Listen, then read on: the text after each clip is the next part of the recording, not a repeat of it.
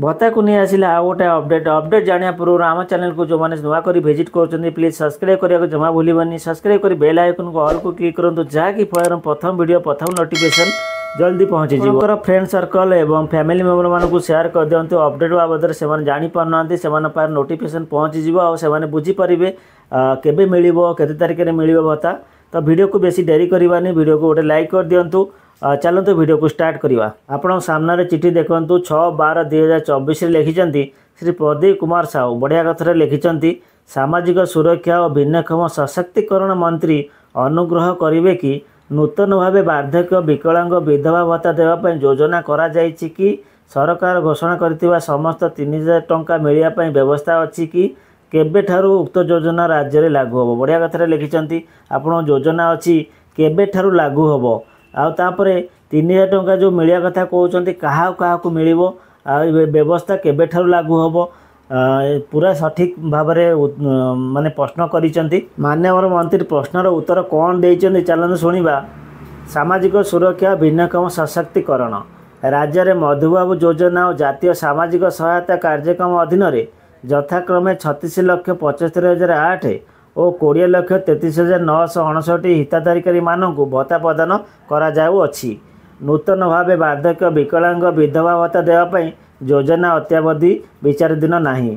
सरकार उभय मधुबाबू भत्ता योजना और जातीय सामाजिक सहायता कार्यक्रम अधीन 80 वर्ष बा 80% ऊर्ध्व भिन्नक्षम मानक मासिक भत्ता राशि को 3500 टंका वृद्धि करने निमंते विचार करुछंती। 7/3/2025 श्री पद्मलोचन पंडा प्रश्न करते सामाजिक सुरक्षा और भिन्नक्षम सशक्तिकरण मंत्री अनुग्रह करेंगे कि राज्य में 60 वर्ष ऊर्ध्व असहाय वृद्ध वृद्धा वार्धक्य भत्ता विधवा भत्ता और भिन्नक्षम माने भिन्नक्षम भत्ता पाइबापी आवेदन कर अपेक्षा कर सरकार जानती कि जदि हाँ तेरे सेमान संख्या केते ता जिल्लादारी तालिका प्रदान करेंगे कि यह उत्तर परिमाण वृद्धि पाइबापी सरकार योजना अच्छानंद गंड उत्तर रखिंट राज्य में मोट 6,04,688 जन 60 वर्ष ऊर्ध्व असहाय वृद्ध वृद्धा वार्धक्य भत्ता विधवा भत्ता और भिन्नक्षम माने भिन्नक्षम करने आवेदन करिसेंती।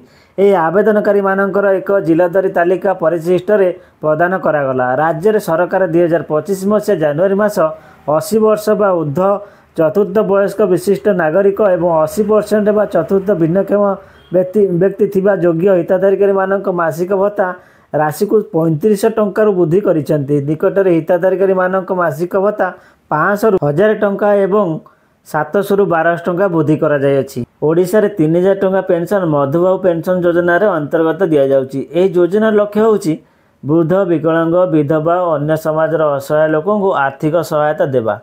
3000 टंका पेंशन केउ माने पाई परिबे। एही भत्ता मासक भीतर दिया जाए एवं मान्यता अनुसार यह 500, 700, 900 और विशेष मामले 3000 टंका पर्यंत रही। 3000 टंका पेंशन पाइबार योग्यता कार कार अच्छी। 1 रे प्रतिनियत चिकित्सा दरकार थिबा गुरुतर बीमारी थिबा व्यक्ति जनाशुना मध्य कैंसर एवं किडनी। 2 रे अति वृद्ध और असहायहीनता व्यक्ति।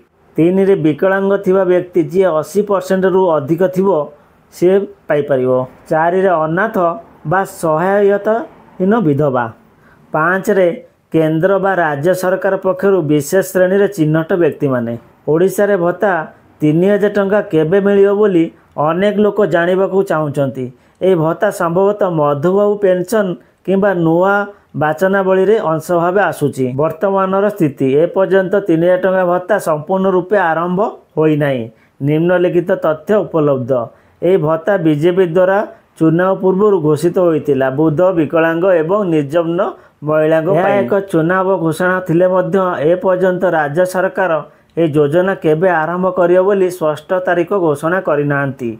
मधुबाबू पेंशन योजना नारे वर्तमान भिन्न भिन्न श्रेणी अनुसार 500 ରୁ 1000 पर्यंत मिलुची जहाँ वर्तमान 500 ରୁ 1000 टंका मिलुची। यदि नुआ सरकार ए घोषणा को रूपायन करने निष्पत्ति नेबे तेबे आसंता किछि मासरे यह आरंभ होगा संभावना रही। सेपटे आप निज अंचल वीडियो किंबा ग्राम पंचायत ऑफिस रे जाई अधिक तथ्य नहीं पारे। यदि आमर ये वीडियो आपको भल लगी था हसी देकरी टिके लाइक कर दिंतु। यही इनफॉरमेशन वीडियो देखापी आम चैनल को सब्सक्राइब कर बेल आइकन को क्लिक कर दिंतु जहाँकि फल आपको प्रथम नोटिफिकेशन आपन पारे पहुँची।